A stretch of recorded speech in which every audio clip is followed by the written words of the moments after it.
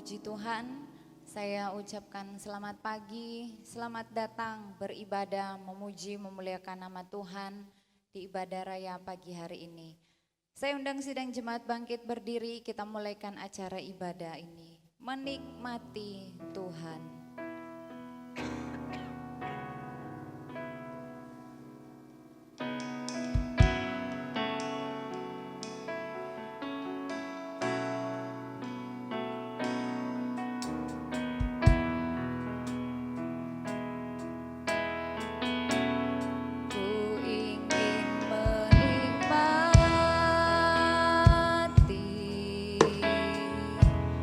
Pribadimu Tuhan.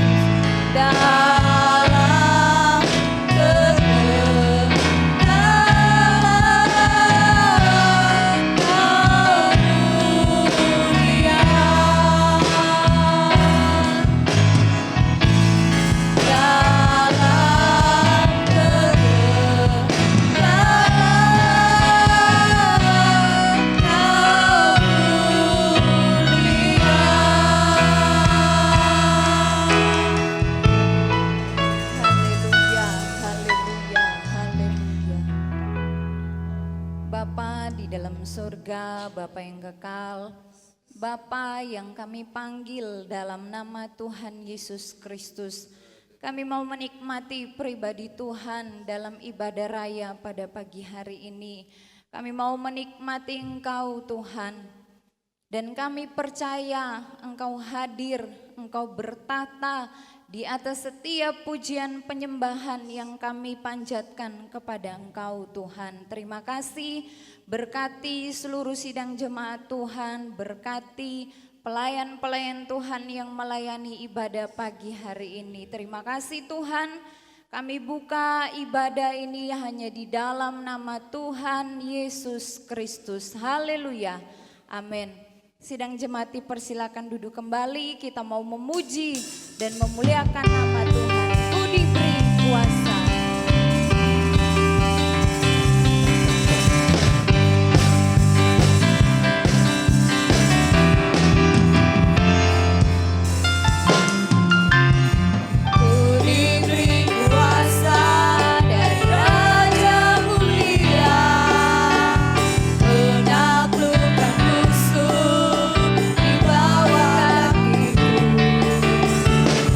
Pakai kuasa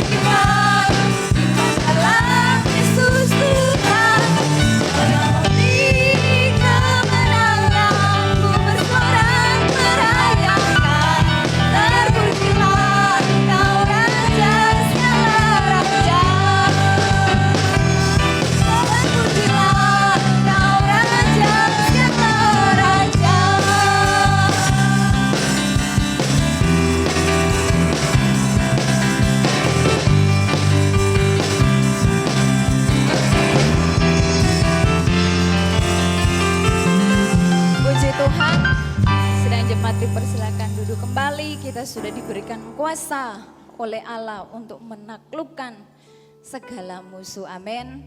Kita masih terus memuji, memuliakan nama Tuhan. Puji anak-anak.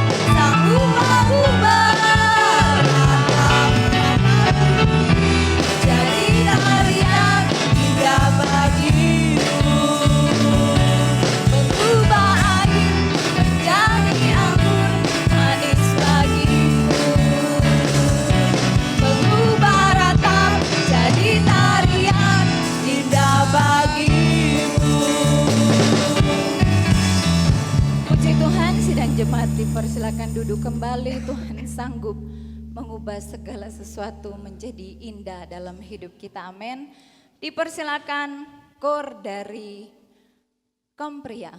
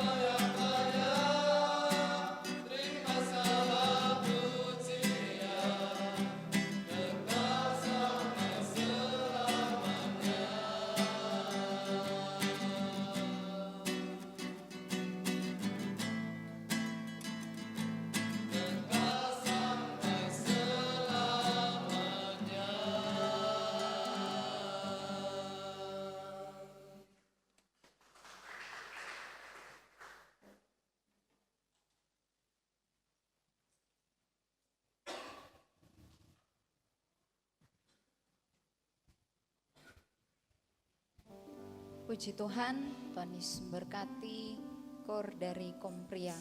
Kita akan memberikan korban persembahan hari-hari kulalui bersama Yesus.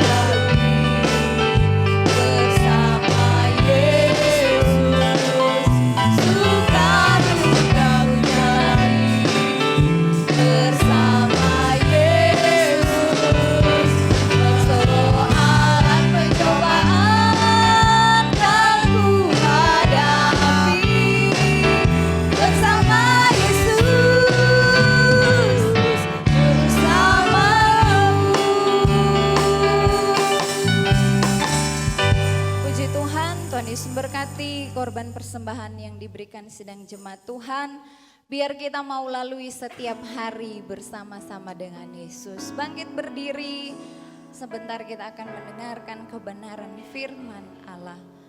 Waktumu yang terbaik.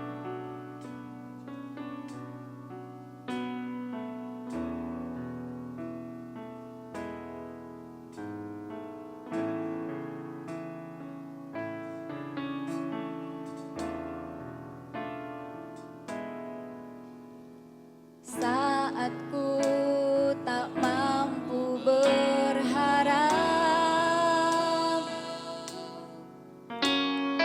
kekhawatiran menghimpit jiwaku, kekuatanku datang darimu, memampukanku kembali berharap. Ajarku mengenal hatimu dan percaya jalanmu lah yang terbaik. Di kelemahan kuasamu sempurna, Kau Allah yang tak pernah tinggalkan.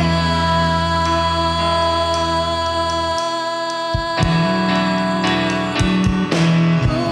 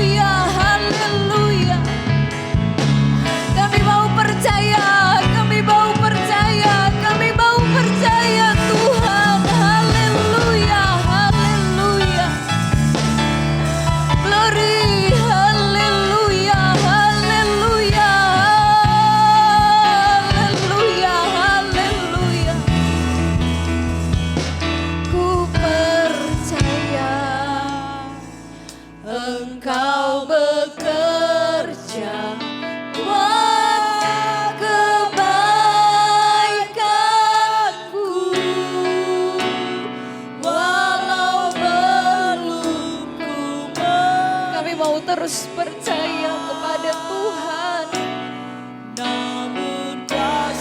Kami mau terus meyakini kuasa-Mu dalam hidup kami.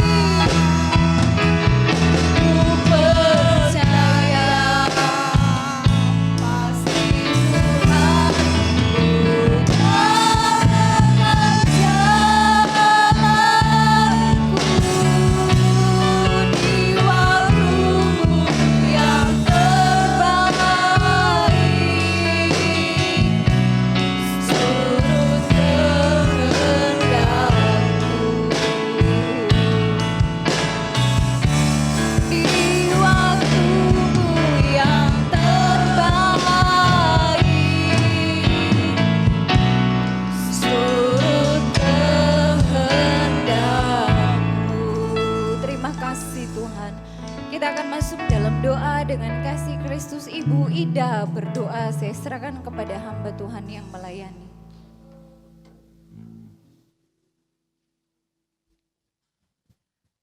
Maha besar Allah Bapa kami yang bertata dalam kerajaan surga, Bapa yang kami kenal dan kami sembah di dalam nama Tuhan Yesus Kristus. Kembali kami mengucap syukur pada pagi ini Bapa. Terima kasih atas anugerah kasih-Mu, di mana kami masih boleh berhimpun memuji membesarkan nama-Mu ya Bapa.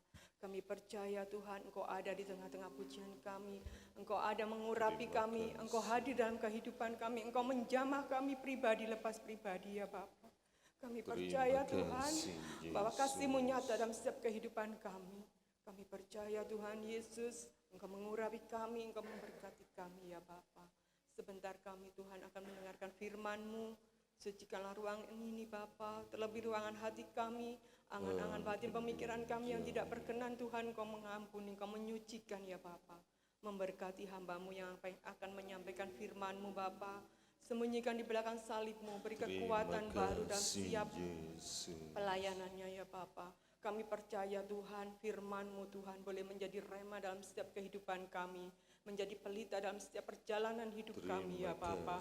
Firman-Mu senantiasa menguatkan iman percaya kami, pengharapan kami hanya kepadamu ya Bapa.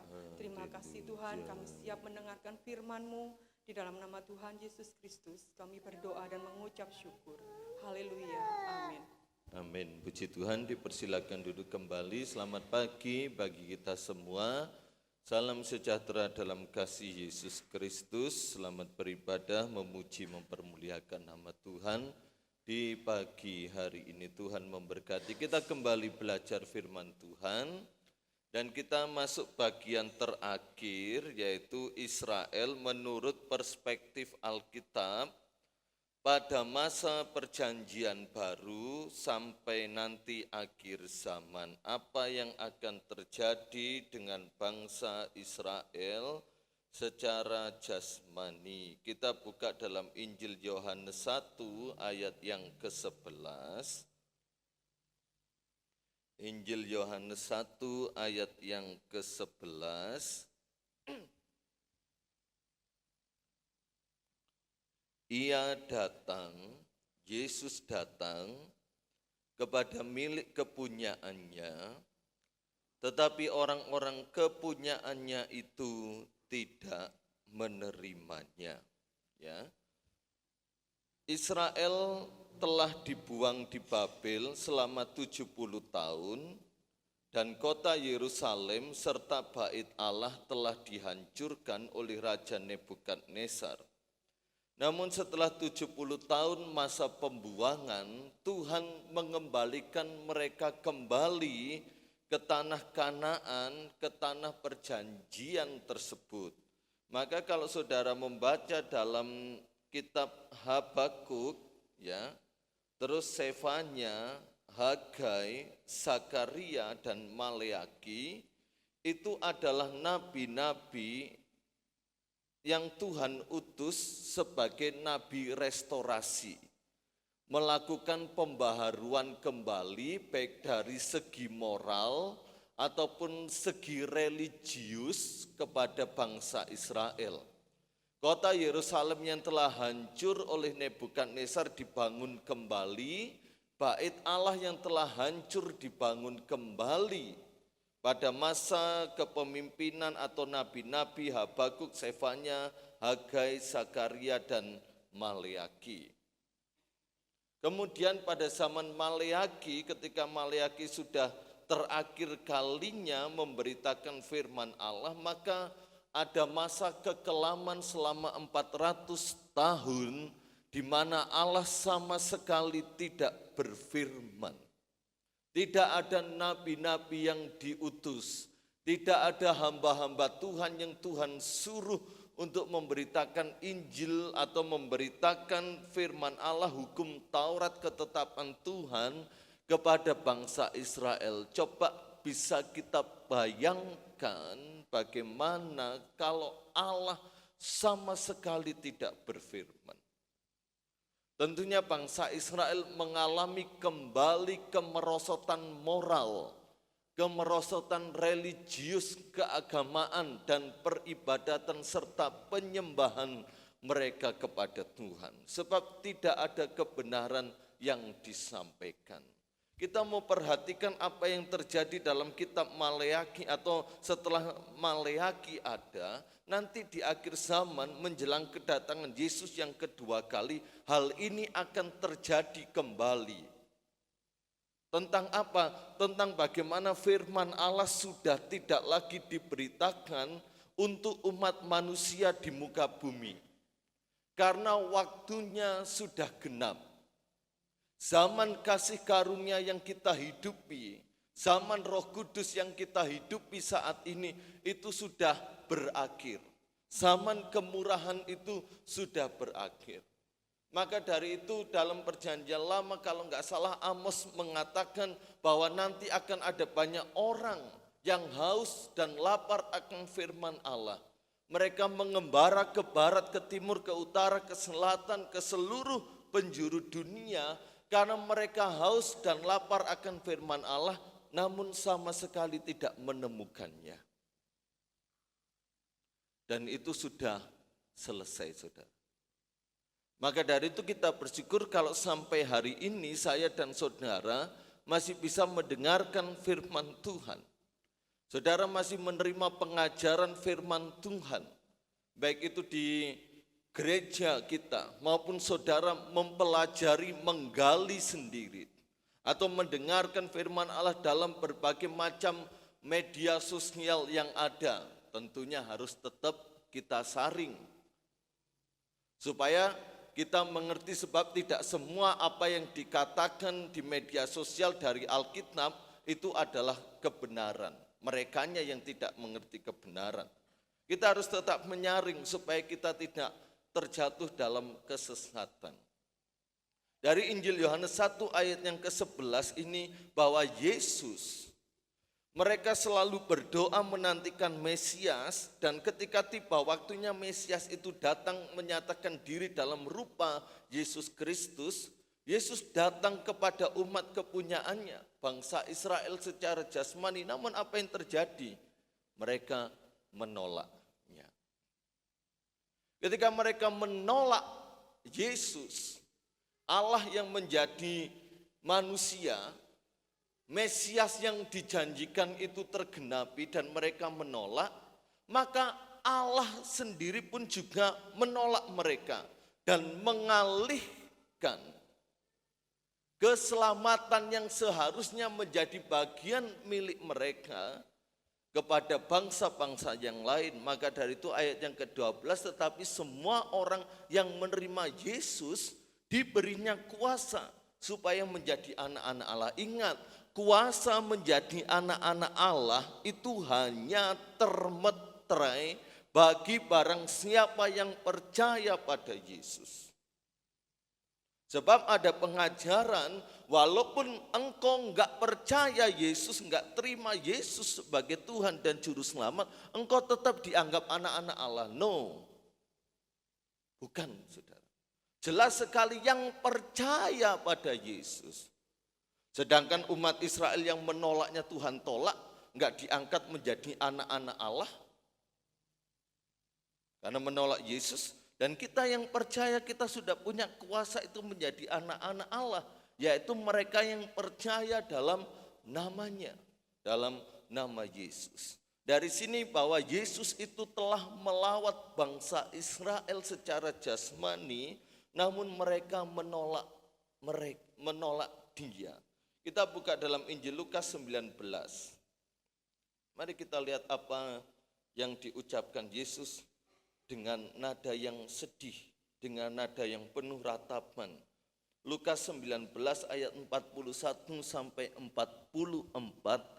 Dan ketika Yesus, Lukas 19 ayat 41 sampai 44, dan ketika Yesus telah dekat dan melihat kota itu, yaitu kota Yerusalem, ia menangisinya, katanya, wahai, betapa baiknya jika pada hari ini juga engkau mengerti apa yang perlu untuk damai sejahteramu.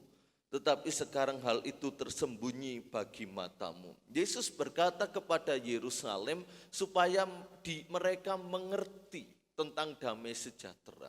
Sebab Yerusalem itu artinya damai sejahtera. Mari kita lanjutkan. Sebab akan datang harinya bahwa musuhmu akan mengelilingi engkau dengan kubu, lalu mengepung engkau dan menghimpit engkau dari segala jurusan. Dan mereka akan membinasakan engkau beserta dengan pendudukmu. Dan pada tembokmu mereka tidak akan membiarkan satu batu pun tinggal terletak di atas batu yang lain. Karena engkau tidak mengetahui saat bila mana Allah melawat engkau. Yesus sudah melawat bangsa Israel, namun mereka sama sekali tidak mengetahui. Disebutkan dengan mata yang tersembunyi atau tersembunyi bagi matamu. Karena mereka menolaknya, mereka mengabaikannya. Dan Tuhan berkata, Yesus berkata bahwa Yesus punya kerinduan kepada Israel secara jasmani, supaya mereka mengerti lawatan Allah telah nyata dalam hidup mereka melalui Yesus Kristus. Dan nubuat ini digenapi, ini beberapa hari menjelang kematian Yesus. Dan perkataan Yesus ini digenapi 40 tahun kemudian setelah Yesus mati dan bangkit. Ya.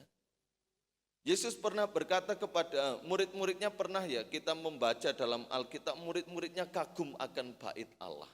Bait Allah yang didirikan pada zaman Yesus bukan lagi bait Allah pada zaman Nabi Hagai dan seterusnya, tetapi bait Allah Herodes. Herodes yang membangun kembali. Murid-muridnya pernah berkata, betapa indahnya bait Allah ini. Dan Yesus berkata, engkau melihat keindahannya, satu kali kelak engkau akan melihat bahwa tidak ada satu batu pun yang tersusun satu sama lain. Setelah Yesus bangkit, dia naik ke surga 40 tahun kemudian, yaitu tahun 70 Masehi, kegenapan apa yang dikatakan Yesus terjadi, bahwa Yesus memakai Jenderal Titus untuk menghancurkan Yerusalem dan bait Allah. Mengapa? Karena selama 40 tahun setelah kematian, kebangkitan, dan kenaikan Yesus ke surga, bangsa Israel masih melakukan kegiatan peribadatan dengan membawa korban sembelihan binatang sebagai korban penghapus dosa. Padahal korban yang sempurna telah digenapi dalam diri Yesus, namun selama 40 tahun mereka masih tetap melakukan ritual-ritual keagamaan dengan mempersembahkan korban bakaran sebagai penghapus dosa mereka. Maka tahun 70 Masehi Jenderal Titus mengepung seluruh kota Yerusalem, meruntuhkan temboknya, membakar rumah-rumah, dan menghancurkan bait Allah yang sampai sekarang tidak pernah berdiri kembali. Malah berdiri secara fakta, saya menyebutkan, berdiri sebuah Masjid Al-Aqsa, itulah bait Allah. Di tempat yang sama, Salomo membangun bait Allah. Di tempat yang sama Nebukadnezar menghancurkan dan Nabi Hage membangun kembali. Di tempat yang sama Herodes mendirikan itu. Di tempat yang sama pula hancur juga berdiri Masjid Al-Aqsa. Maka dari itu bangsa Israel, kalau kita melihat dalam video-video, orang-orang Yahudi selalu berdoa di tembok ratapan di bagian barat atau di tepi barat Israel sana, selalu berdoa dengan jeduk-jedukin batu dan mengirim surat menyelipkan di kotak di dinding-dinding berdoa untuk kedatangan Mesias. Selain mereka berdoa tentang kedatangan Mesias, mereka berdoa juga supaya memiliki kerinduan kembali bait Allah di pondasi tersebut kembali berdiri. Kalau bait Allah kembali berdiri, lebih hebat dari Perang Dunia Pertama dan Perang Dunia Kedua peristiwanya. Walaupun kita melihat hari-hari ini rumor bagaimana demikian akan hal itu. Mari kita lihat Daniel 9 ayat 27. Daniel sudah sejak jauh sebelum kehadiran Jenderal Titus sudah menubuatkan tentang kehancuran Yerusalem dan kehancuran bait Allah. Daniel pasal 9 ayat yang ke-27. Raja itu akan membuat perjanjian itu menjadi berat bagi banyak orang selama 1 kali 7 masa. Pada pertengahan 7 masa itu ia akan menghentikan korban sembelihan dan korban santapan. Dan di atas sayap kekejian akan datang yang membinasakan sampai pemusnahan yang telah ditetapkan menimpa yang membinasakan itu.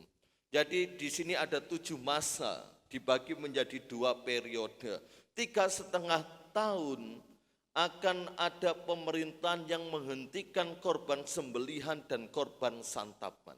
Itu terjadi dalam peristiwa Yesus. Makanya Yesus melayani kurang 3,5 tahun. Maka berdirilah salib di mana korban sembelihan, korban santapan penghapus dosa binatang dihapuskan. Namun ada masa di mana masa tenggang yang disebut dengan masa kasih karunia dan masa Roh Kudus yang kita hidupi. Maka nanti ketika selesai masa ini, maka muncul 3,5 tahun kemudian yang di atas disebutkan sayap kekejian.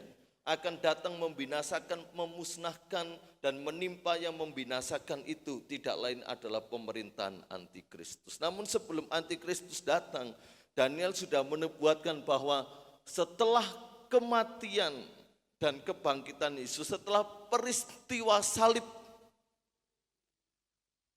maka akan datang yang membinasakan sampai pemusnahan dan berbicara tentang kehancuran kota Yerusalem.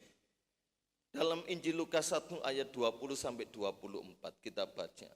Lukas 1 ayat 20 sampai 24.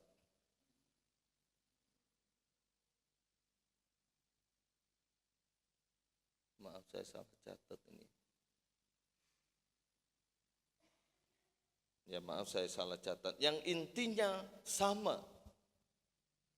Bahwa kehancuran kota Yerusalem.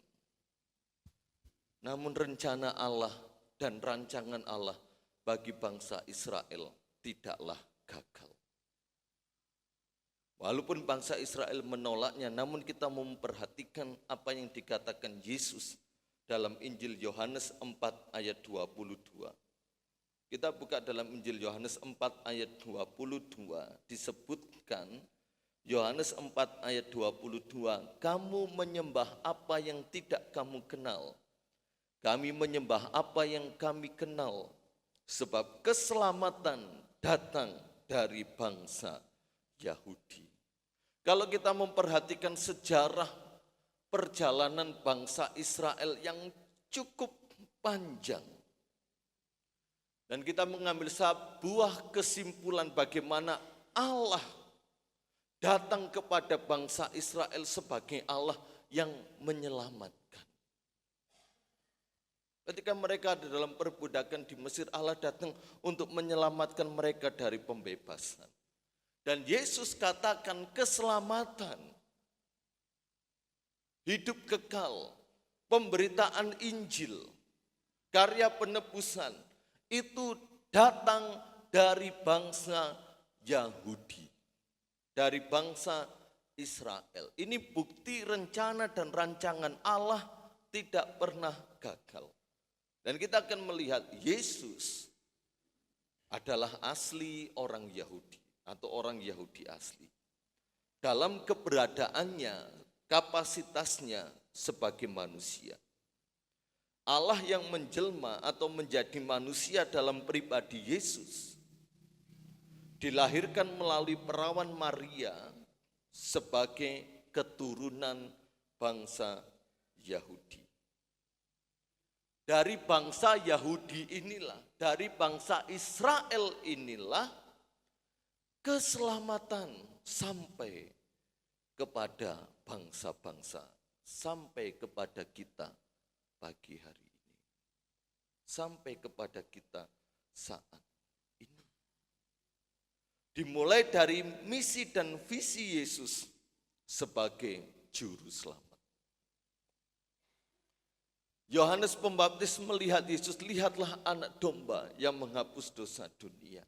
Dan mari kita lihat berbagai macam kesaksian yang diutarakan orang-orang Samaria ketika mereka percaya kepada Yesus di pasal yang sama ayat 42.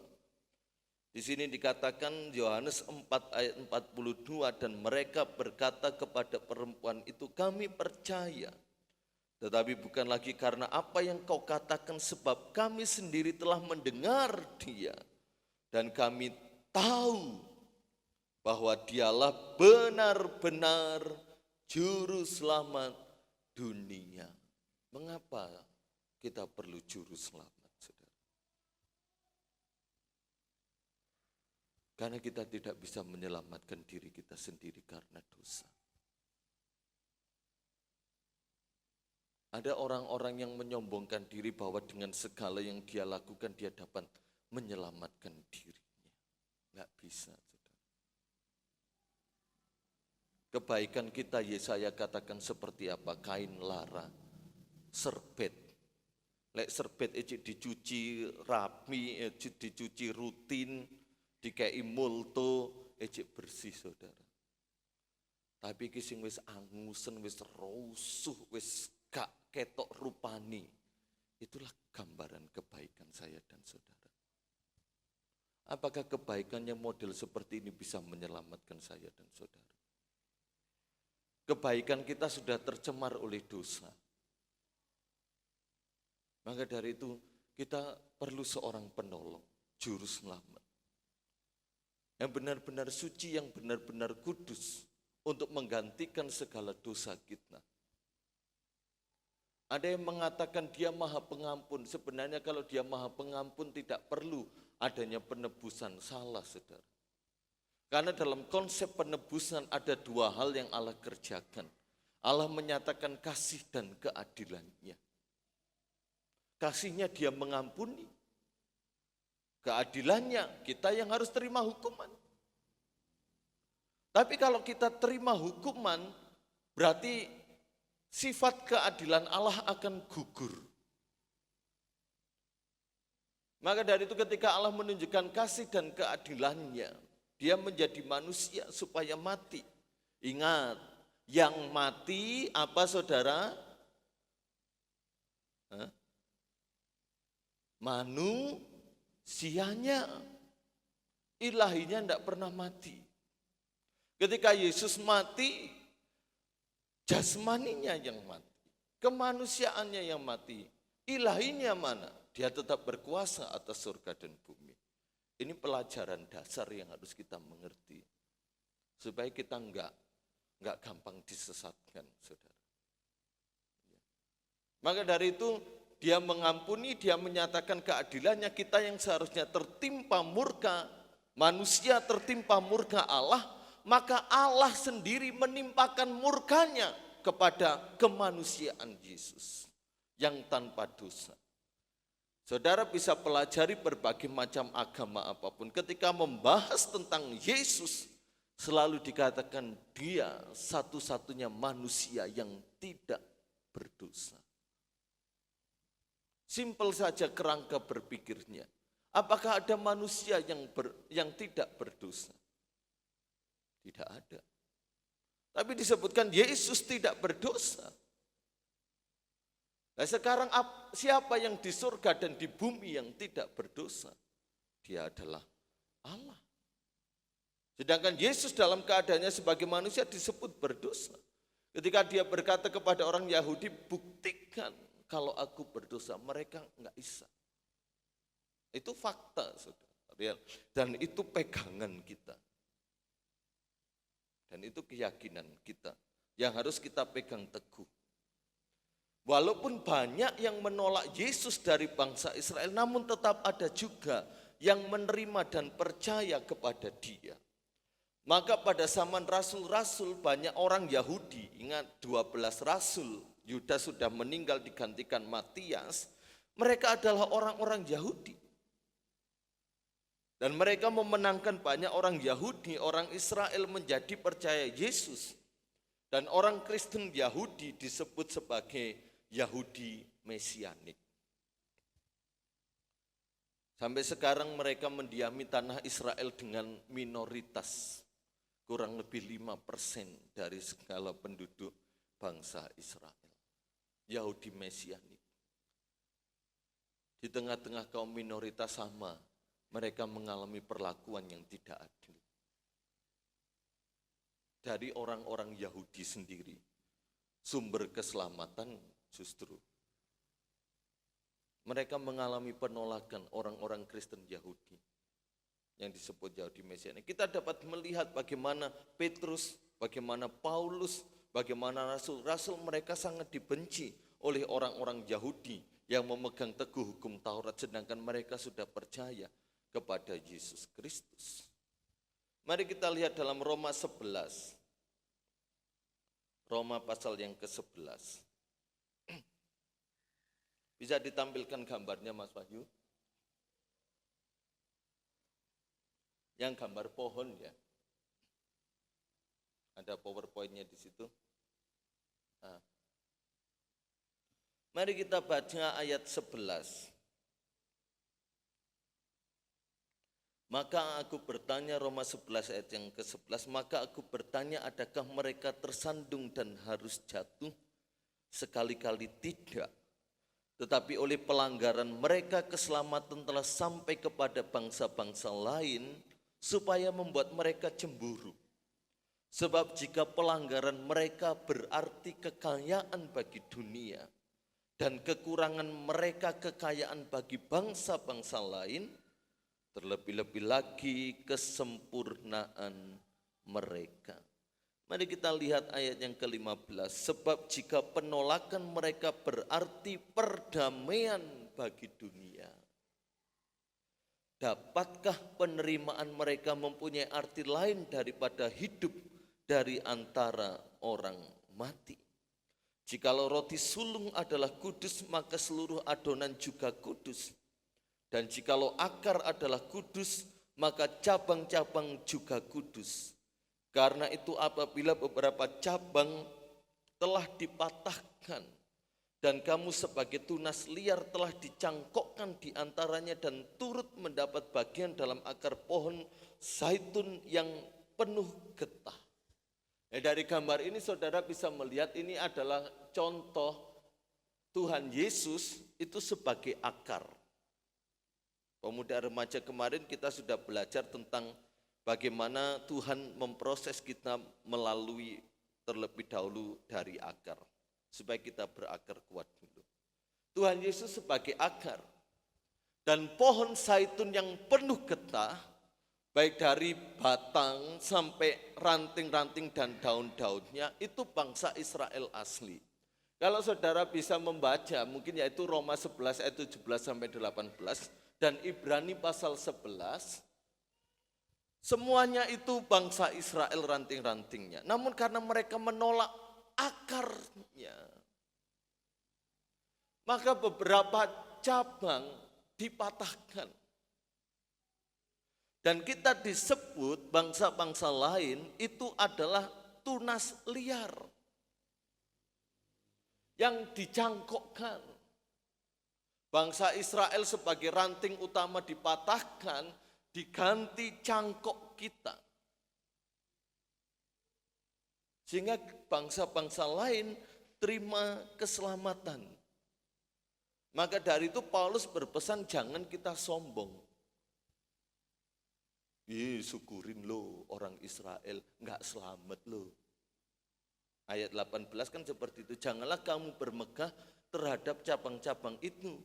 Jikalau kamu bermegah, ingatlah bahwa bukan kamu yang menopang akar itu, melainkan akar itu yang menopang kamu. Mereka dipatahkan karena ketidakpercayaan mereka dan kita percaya kepada Yesus. Perhatikan ini, ayat 21. Sebab kalau Allah tidak menyayangkan cabang-cabang asli, Ia juga tidak akan menyayangkan kamu. Sebab itu perhatikanlah kemurahan Allah dan juga kekerasannya. Yaitu kekerasan atas orang-orang yang telah jatuh tetapi atas kamu kemurahannya. Yaitu jika kamu tetap dalam kemurahannya. Jika tidak, kamu pun akan dipotongnya juga. Mohon maaf, ini keras. Jangan berpikir saudara dan saya sudah aman-aman dalam keselamatan. Apabila saya dan saudara selalu meremehkan keselamatan, meremehkan kemurahannya, cabang asli aja dipotong, apalagi kita yang hanya cangkokan. Maka dari itu saya mau katakan, karena memang benar fakta mengatakan, segala sesuatu yang gratis itu banyak orang menyepelekan. Keselamatan yang saudara dan saya terima itu gratis. Namun banyak orang Kristen yang menyepelekan. Banyak di antara kita yang tidak menghargai kemurahan dan kasih karunia-Nya.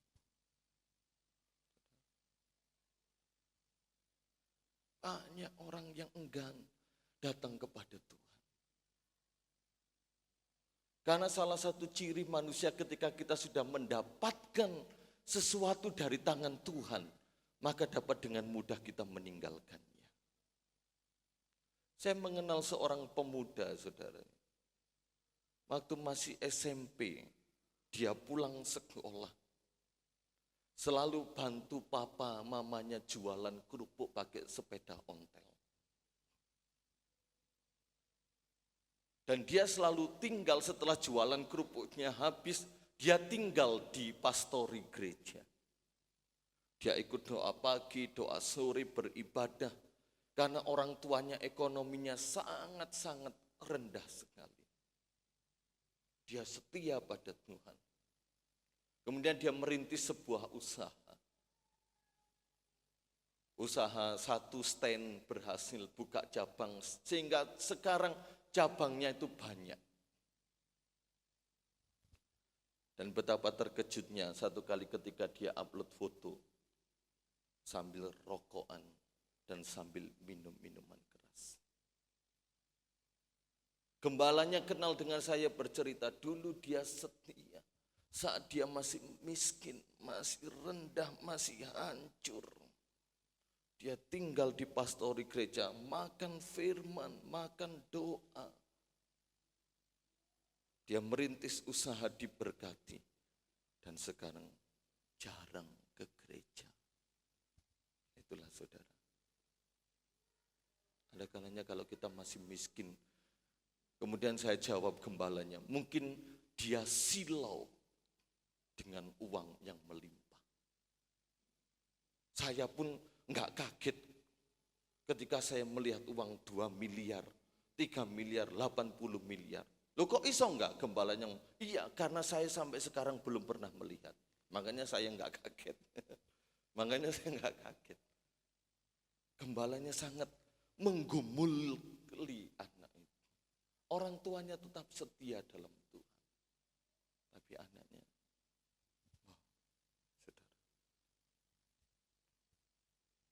Sebagai pelajaran dari kisah ini, kalau seperti ini terus-terusan apakah Tuhan sayang? Saudara? Maka dari itu perhatikanlah kemurahan dan kekerasannya.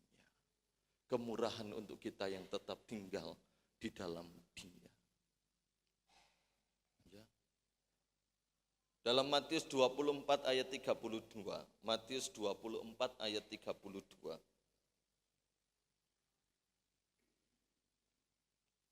Matius 24 ayat 32.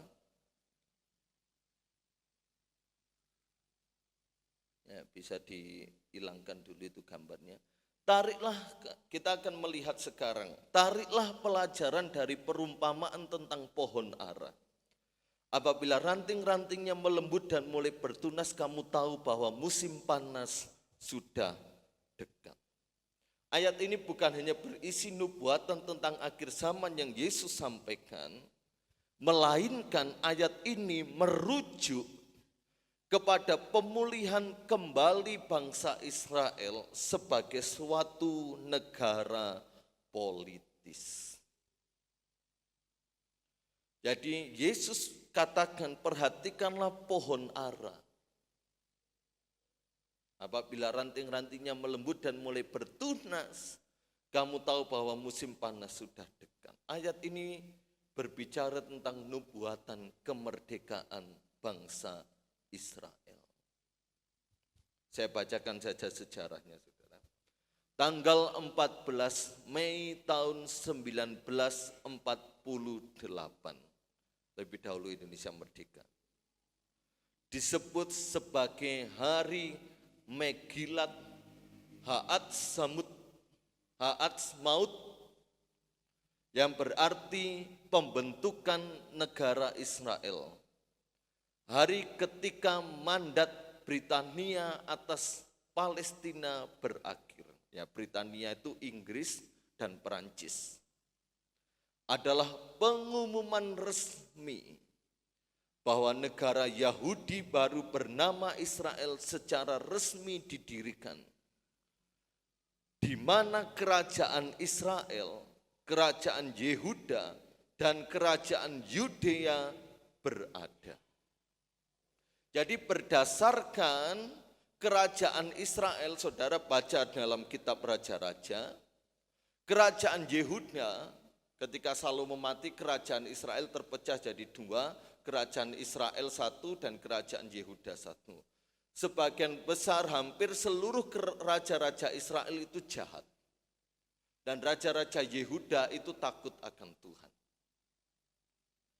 Kemudian kerajaan Yudea berada di lokasi atau di letak geografis di mana kerajaan Israel pada masa pemerintahan Daud dan Salomo berada. Disitulah tanggal 14 Mei tahun 1948 Israel merdeka dan menjadi sebuah negara yang diakui hanya sedikit negara saja. Yang diakui oleh keturunan Yafet dan keturunan Sem. Orang-orang yang mendiami bangsa-bangsa Eropa, yang mendiami bangsa Amerika.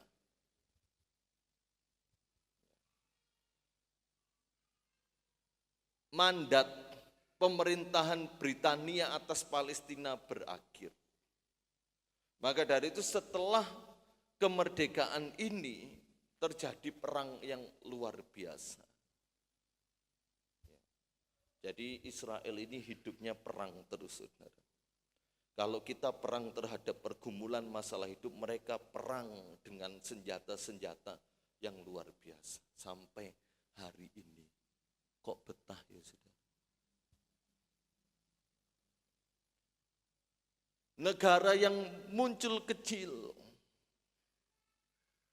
Maka dari setelah peristiwa Holocaust di Jerman, Adolf Hitler membunuh kurang lebih 6 juta orang Yahudi. Maka dari itu saudara, kenapa Adolf Hitler itu membunuh orang Yahudi? Itu karena fitnahan. Makanya hati-hati dengan fitnahan. Saudara. Waktu itu Adolf Hitler ingin menguasai beberapa negara. Namun selalu kalah. Kemudian ada orang-orang terdekatnya berkata, kekalahanmu untuk menguasai negara-negara di dunia, itu bukan karena kamu nggak punya strategi berperang, nggak punya alat-alat yang canggih. Tetapi itu loh, ada orang Yahudi yang selalu menggagalkan rencanamu.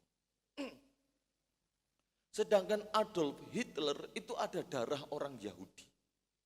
Dan ketika mendapat fitnahan seperti ini, penyebab kekalahannya karena orang Yahudi, maka dia berusaha untuk membinasakan orang Yahudi. 6 juta penduduk orang Yahudi dibinasakan, 6 juta lebih. Namun kalau saudara melihat, mengapa bangsa Israel sampai sekarang, termasuk peristiwa Holocaust dan lain sebagainya, banyak orang Yahudi meninggal. Itu karena perkataan mereka sendiri kepada Yesus. Salibkan dia, biar darahnya tertanggung atas kami dan keturunan kami.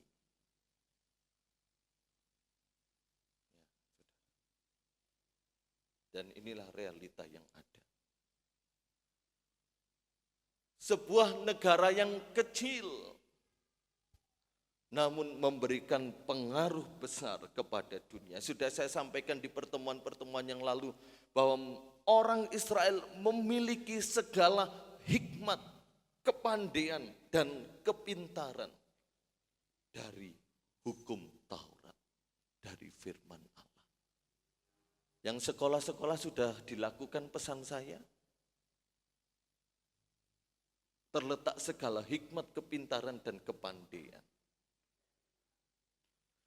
Dan 90% produk yang kita gunakan adalah dari Israel. Ada yang nggak pakai Instagram? Ya.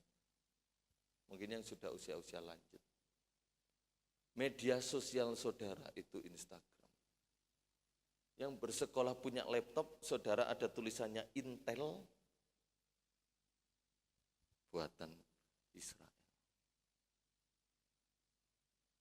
Chipset, apa otaknya HP, RAM-nya dan lain sebagainya itu produksi sana.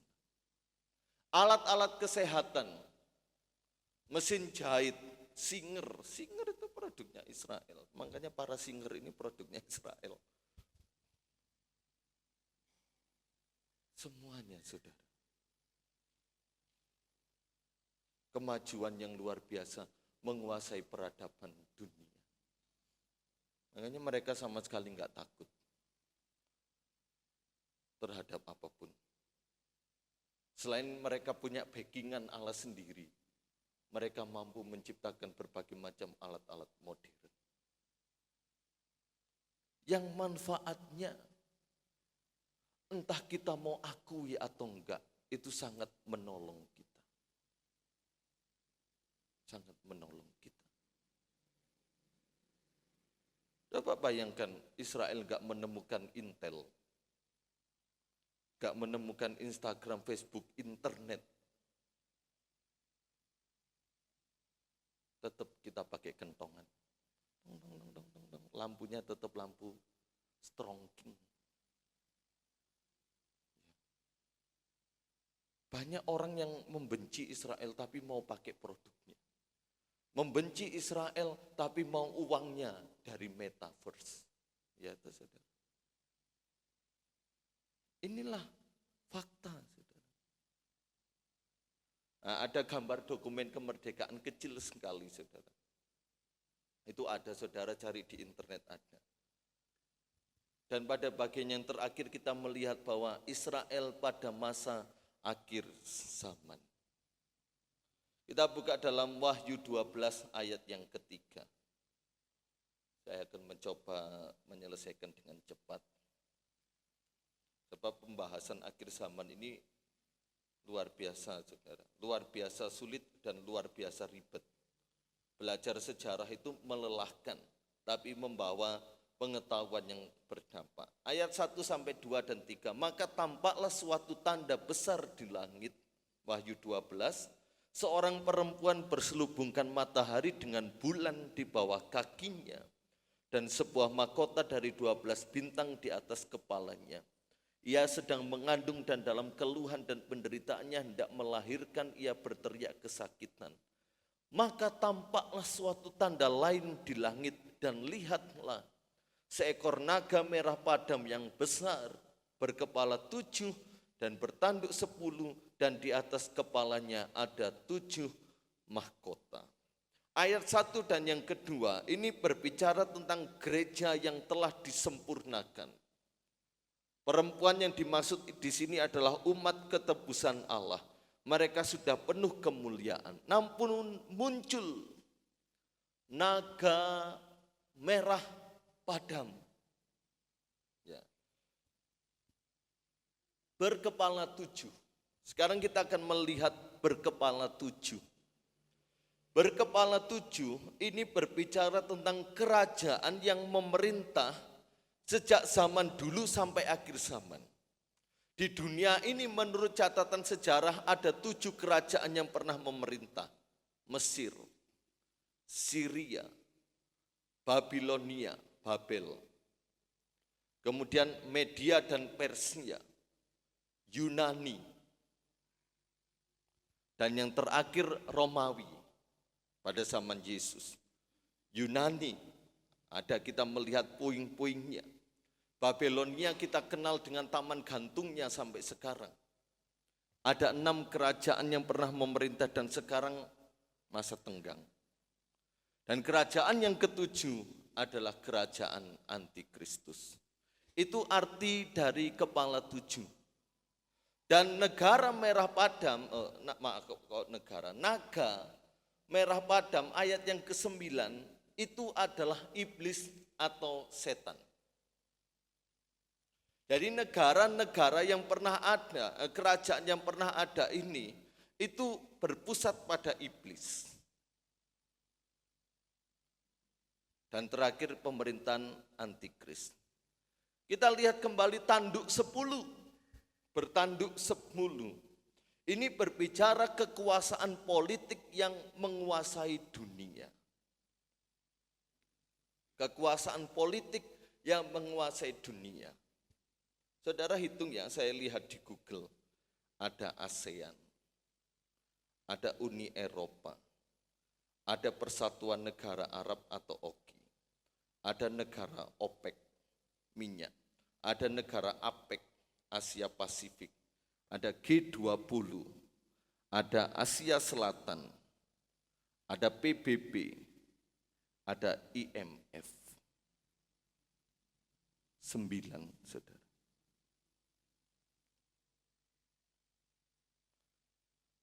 Dan yang ke-10 adalah antikris. Makanya negara-negara yang bersatu dalam persemakmuran yang ada ini, itu bagaikan laut yang bergelombang. Laut yang tidak tenang. Dan kita melihat para pemimpin-pemimpin dunia yang tergabung dalam organisasi-organisasi ini, sama sekali tidak bisa menyelesaikan permasalahan dunia yang ada. Dalam ekonomi, sosial, politik, agama. Dan satu kali kelak sampai sekarang mereka sedang berunding. Siapa satu sosok yang bisa menyelesaikan permasalahan dunia ini.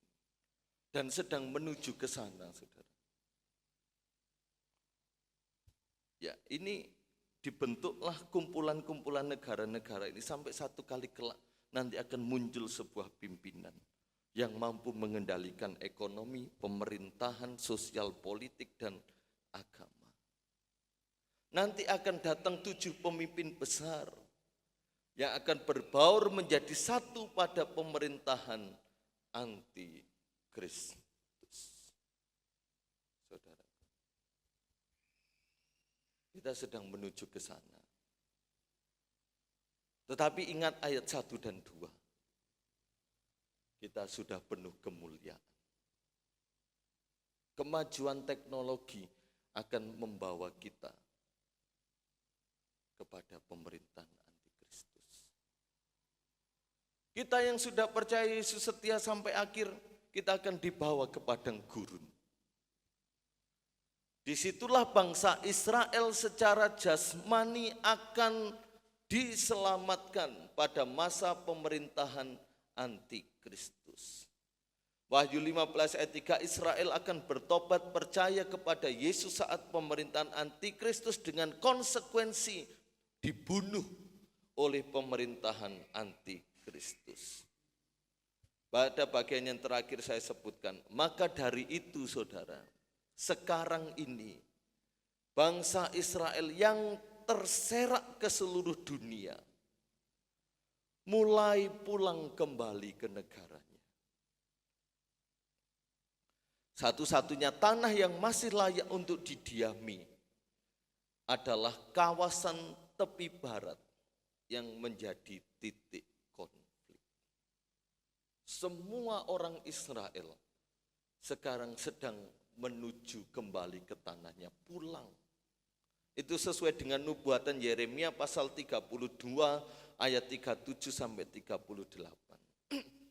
Sedangkan ekonomi dunia, pemimpin IMF itu orang Yahudi dan dia telah pulang.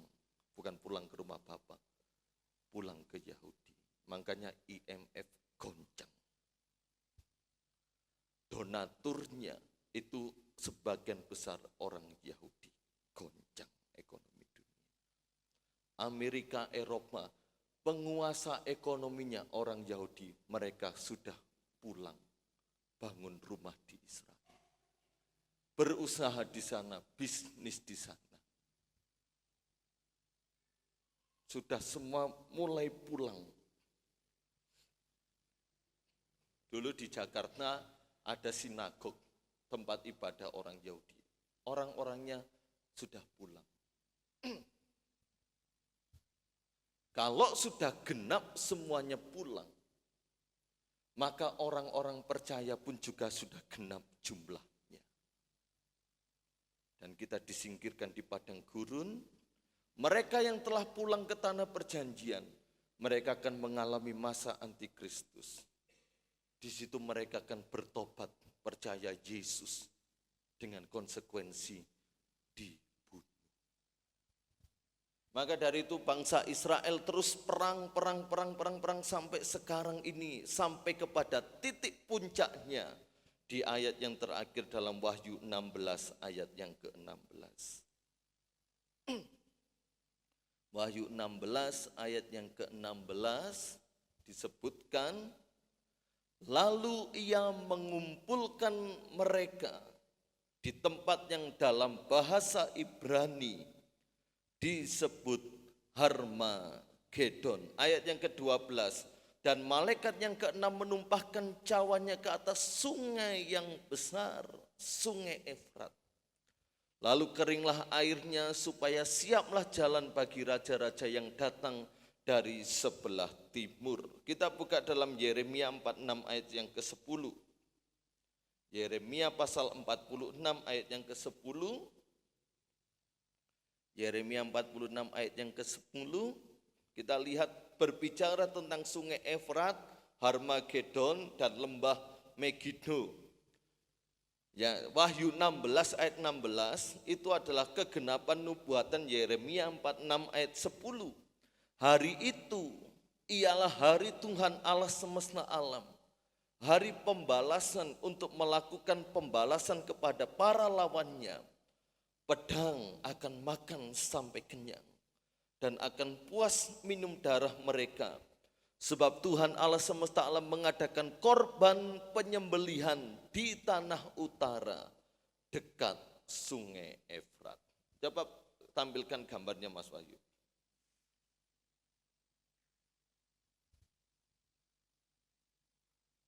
Nah, ini adalah foto lembah Megido. Letaknya di mana saudara? Di sebelah utara bangsa Israel. Di ujung lembah Megido itu ada sungai Efrat. Itu fakta saudara.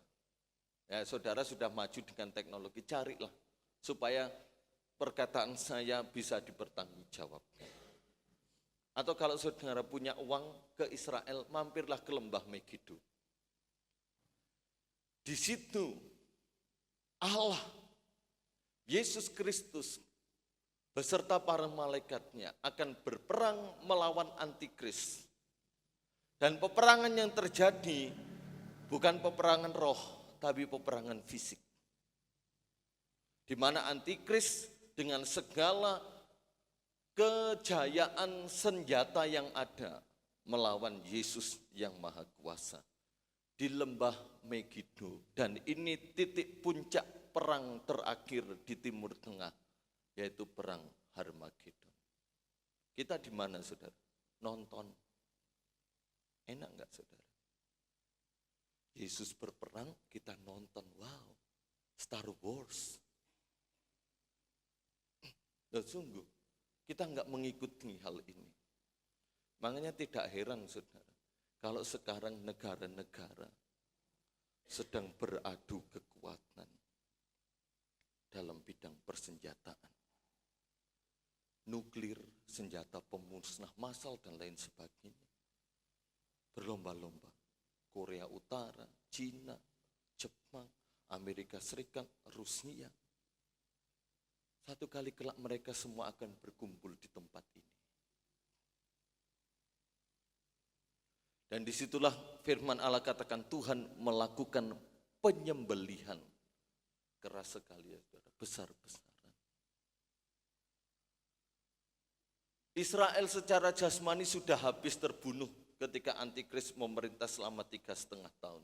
Di ujung atau di akhir pemerintahan inilah, pemerintahan antikris inilah, maka Yesus dalam 1 Tesalonika mengatakan akan mengalahkan mereka dengan nafas mulutnya. Para tentara mempergunakan senjata jasmani untuk menyerang Yesus. Tapi Yesus menyerang mereka dengan kuasa firman-Nya. Maka dari itu ada satu pesan yang Mazmur katakan kepada kita, saudara. Kita yang sudah diselamatkan ini punya hutang budi kepada bangsa Israel. Makanya Daud berkata, berdoalah untuk kesejahteraan Yerusalem. Kita tidak membenarkan, kita tidak setuju dengan perang yang terjadi di Timur Tengah sana. Sebab selalu akan memakan korban. Tapi mau dikata bagaimana? Alkitab sudah mengatakan demikian rupa untuk kita memahami. Tidak akan pernah ada damai di sana, saudara.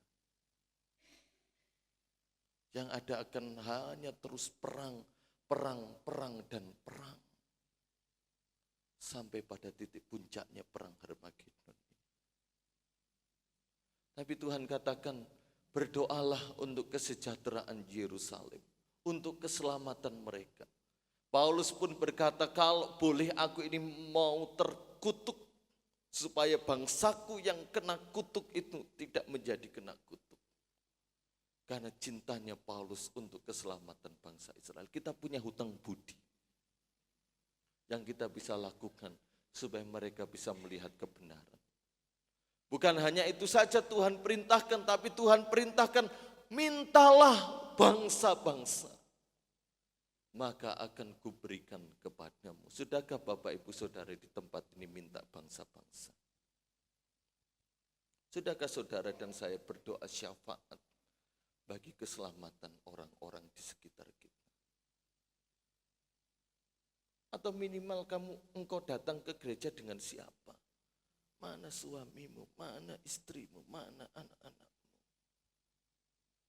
mana mamamu, mana papamu.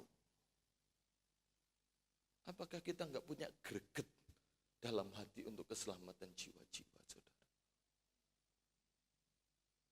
Dan langkah sederhana yang kita bisa ambil, yaitu berdoa. Walaupun ini langkah sederhana, tapi sangat berat untuk dilakukan. Kita bisa bekerja 1 kali 24 jam bisa. Tapi kita belum tentu bisa berdoa selama 5 menit. Ayo, saudara, minta jiwa-jiwa. Kalau saya berdoa pagi dengan bapak, dengan istri saya, selalu kami kalau berdoa gantian, kami menarik setiap roh manusia untuk percaya, untuk menyembah Yesus sebagai Tuhan dan Juru Selamat dan beribadah di tempat ini dari segala penjuru yang ada. Menarik roh manusia untuk percaya pada Yesus. Karena saya percaya ketika kita minta bangsa-bangsa, Tuhan akan berikan. Itu janji firman Tuhan. Engkau yang mengalami kekurangan, Dia pencipta alam semesta. Dia pemilik segala ternak. Kalau saya sama istri berdoa enggak punya duit, Tuhan aku enggak punya duit, aku minta sapimu siji. Enggak dikei-kei sapi nih. Mungkin saya harus bangun kandang dulu. Berdoa. Ayo punya hati lah saudara. Aku datang ke gereja selalu sendirian. Mana papa mamaku, mana anak-anakku, mana istriku, mana suamiku. Berdoa bagi keselamatan mereka. Dirham yang hilang perlu dicari. Tapi anak yang hilang enggak perlu dicari. Dia pasti pulang sendiri. Itu Alkitab katakan. Makanya yang telah tinggalkan Tuhan di tempat ini kami enggak akan cari. Karena mereka sendiri yang memutuskan untuk pergi dari rumah bapaknya. Sampai nanti pada titik terendah dalam hidup mereka. Mereka akan sadar seperti anak bungsu. Aku harus kembali ke rumah Bapa. Tapi kalau dirham yang hilang, kami akan cari. Artinya jiwa-jiwa yang belum bertobat kami akan cari. Kami akan terus beritakan Injil keselamatan, entah diterima atau enggak. Bersaksi. Tuhan memberkati kita bersama. Selesai Israel menurut perspektif Alkitab. Tuhan memberkati, mari kita berdiri bersama-sama. Kita satu pujian, berhembuslah Roh Kudus di tempat ini. Persiapkan diri kita menjadi gereja yang sempurna. Ya. Menjadi gereja yang sempurna menjelang kedatangan Yesus yang kedua kali. Supaya kita tidak mengalami pemerintahan antikris, tapi kita terima penebusan yang sempurna. Haleluya.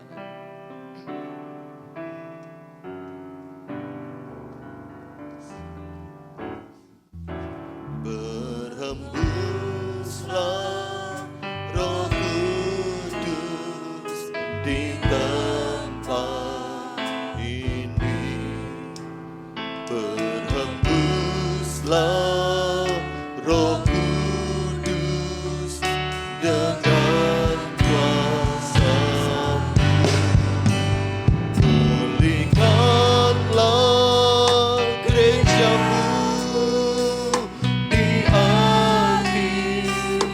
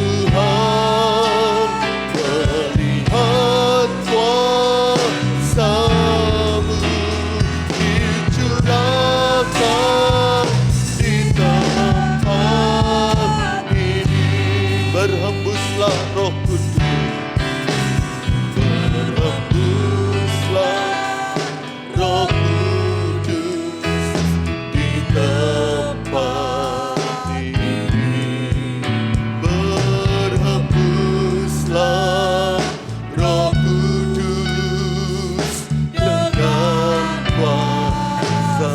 Pulihkan kami gereja-Mu di tempat ini ya Tuhan. Pulihkanlah umat-Mu di akhir zaman.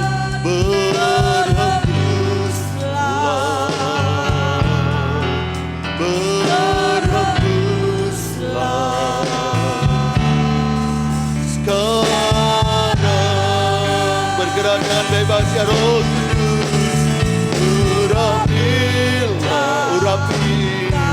Urapi umat-Mu dengan Roh-Mu yang kudus. Paduilah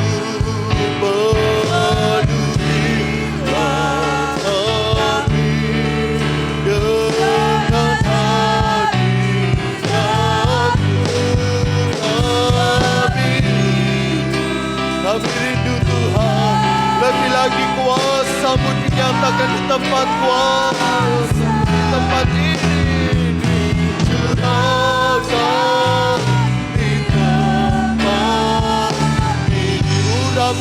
Urapi di setiap kami. Urapilah kami dengan minyak baru. Penuhilah kami dengan hadirat-Mu.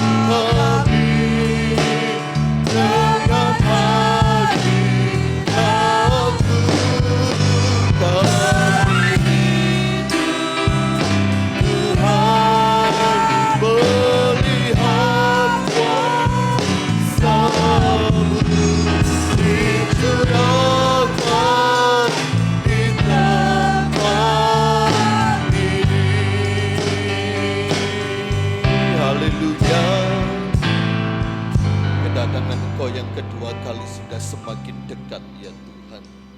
Mampukan kami untuk selalu mempersiapkan diri kami menjelang kedatangan Engkau yang kedua kali, menjadi gereja yang sempurna, membawa banyak orang diselamatkan, dan kami melihat kemuliaan Allah dinyatakan atas kami.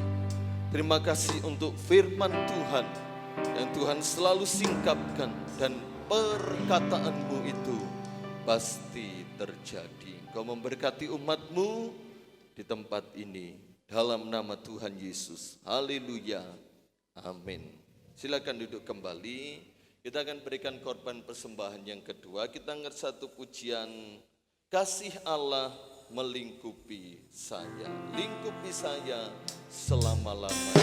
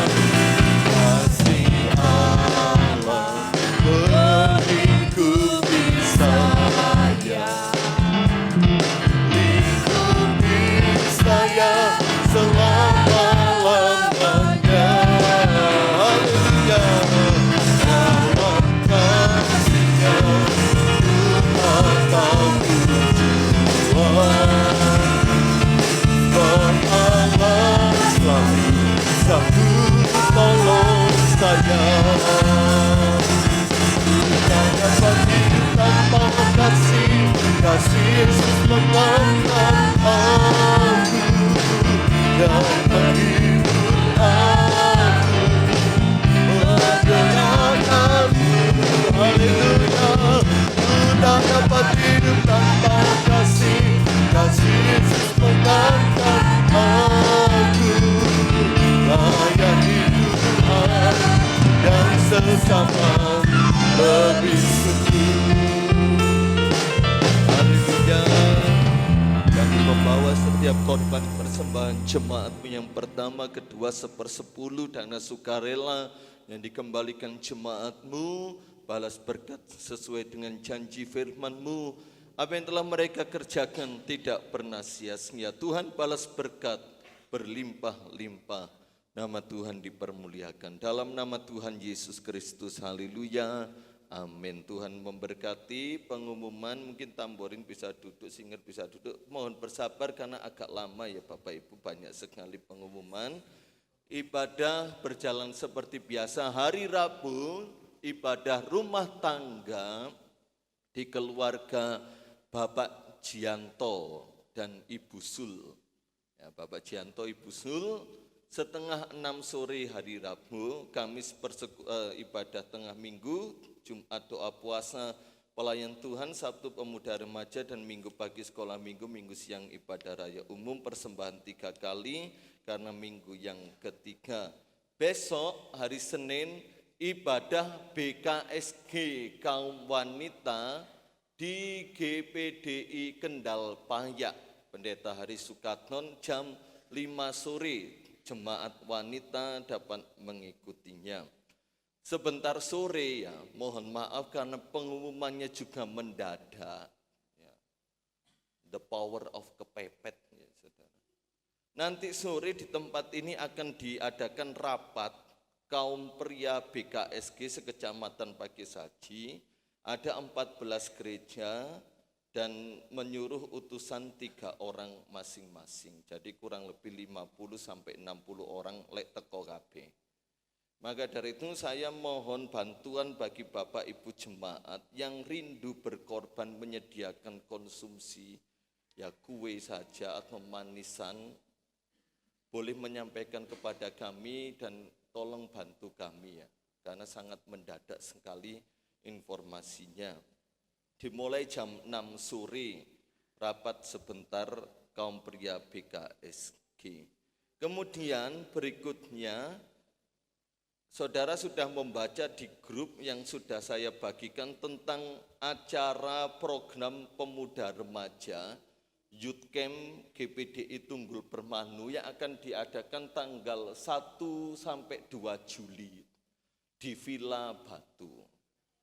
Ini adalah awal mula program pemuda remaja yang punya kerinduan nanti bisa berlangsung di tahun-tahun mendatang. Dan ini khusus intern kita saja. Jadi Bapak Ibu bisa mengizinkan anaknya untuk mengikutinya karena sama-sama pemuda remaja GPDI Tunggul Permanu dengan kontribusi biaya 100 sampai 150 ribu. Ya, 100 sampai 150 ribu jemaat pemuda remaja bisa mengikutinya. Jumlah kita ya kurang lebih 20, kapasitas villa 20 juga. Maka dari itu hal ini membutuhkan dukungan juga dari Bapak Ibu Saudara sekalian. Baik dukungan perizinan, dukungan semangat, juga dukungan dana.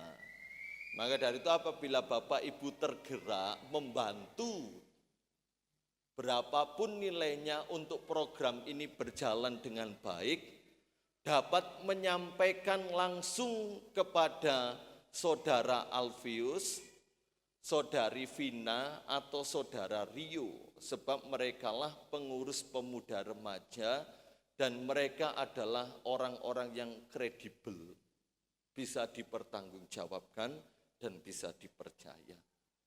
Oh, aku mau mendukung program ini, kita kesampingkan dulu pemikiran, oh aku nggak duwe anak pemuda remaja kok, untuk apa aku bantu.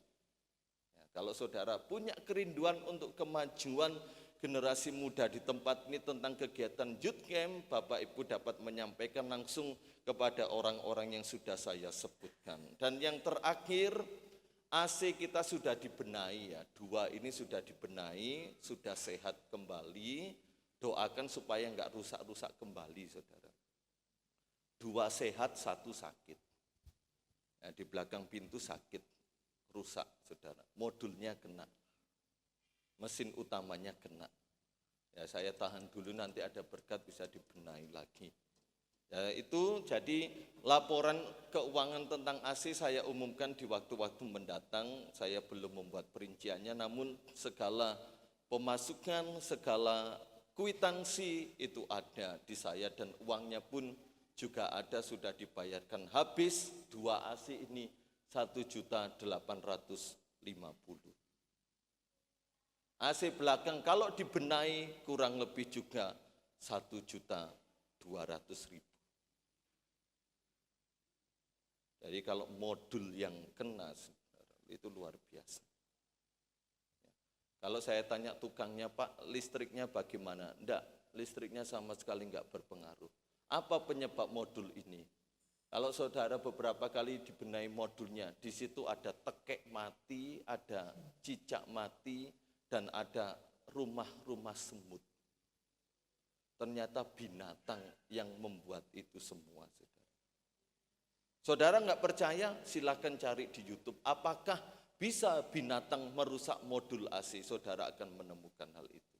Jadi cicaknya gosong, mateng, tekeknya mateng. Tikusnya di belakang itu jadi rumah tikus. Saudara. Kemarin dulu waktu dibenahi ada 3 tikus yang ditangkap. Kalau tikus di Manado saya masak. Saudara. Kalau tikus di sini ya saya buang. Ya begitulah saudara, yang namanya juga elektronik, ya seperti itu. Pujian pemuda remaja, terima kasih untuk setiap kehadiran kita bersama, terima kasih atas kesabaran Bapak Ibu dalam beribadah kepada Tuhan. Belum 2 jam kok, kan dijadwal 2 jam ya. Tuhan berkati, mari kita berdiri sama-sama doa berkat oleh Bapak Gembala. Kami memuji kebesaran-Mu, ajaib Tuhan, ajaib Tuhan.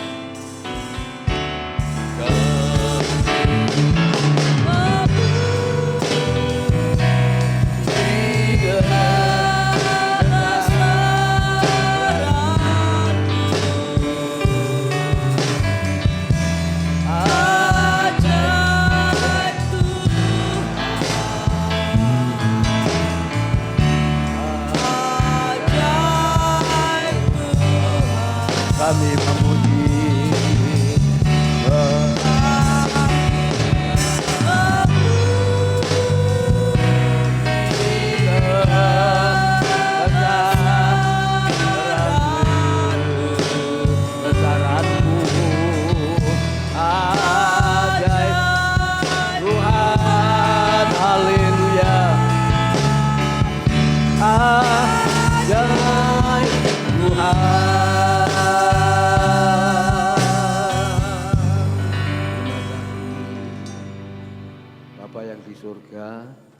Sebentar kami mengakhiri dalam ibadah raya siang ini. Tuhan memberkati seluruh pelayan-pelayan-Mu yang hari ini yang sudah bertugas. Semua kami serahkan dalam tangan-Mu. Dan seluruh jemaat-Mu yang sudah hadir bersama siang ini. Tuhan Yesus memberkati pekerjaannya. Apapun dalam rumah tangga keluarga, anak-anak yang bersekolah pun boleh senantiasa tetap belajar dengan baik. Beri kesehatan semuanya ya Bapak. Terima kasih. Bentar berlatih pujian kaum muda remaja. Dan sebentar menyelesaikan ibadah ini Tuhan Tuhan pimpin. Awal pertengahan sampai akhir kami pulang. Semua apa yang kami lakukan untuk kemuliaan nama Tuhan Yesus Kristus. Ucapan syukur kami dan doa kami. Bapak Ibu, saudara sekalian yang dikasihi oleh Tuhan Yesus Kristus, terimalah berkat sukacita, terimalah berkat damai sejahtera yang datang dari Allah Bapa, Anak dan Roh Kudus menyertai kita sekalian siang ini sampai Maranatha Yesus datang yang 2 kali. Pulanglah kemenangan, pulanglah dengan sukacita, pulanglah dengan damai sejahtera. Bagian kami bersama ya Tuhan, siang ini berkat-Mu, curahkan berkat Abraham, Ishak, Yakub ada dalam kehidupan kami. Kami sudah memberkati seluruh jemaat-Mu yang hadir. Dan kami mengakhiri ibadah pada siang ini di dalam satu nama yang ajaib, dahsyat dan luar biasa. Di atas segala nama, Tuhan Yesus Kristus. Kami berdoa mengucap syukur, haleluya. Amin. Selamat siang Bapak Ibu dan sekalian, Tuhan Yesus memberkati. Amin. Ya.